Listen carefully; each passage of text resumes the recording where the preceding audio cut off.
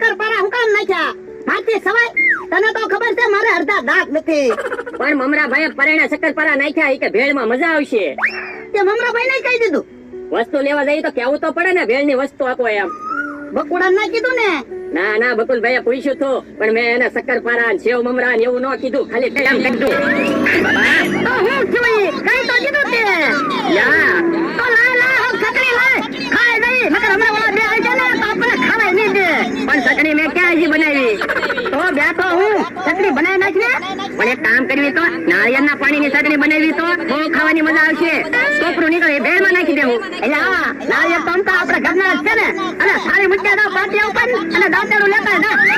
તમે જો હમણાં નાળિયેરના પાણીની ચટણી બનાવી બે ખાઈ મજા આવી જવાની છે. ઓલા દાદા, આ દાંતાડી બદલાવાની થઈ ગઈ હવે. એટલે એ દાંતેડી નથી, દાંતેડું છે. મારા દાદા લાવ્યા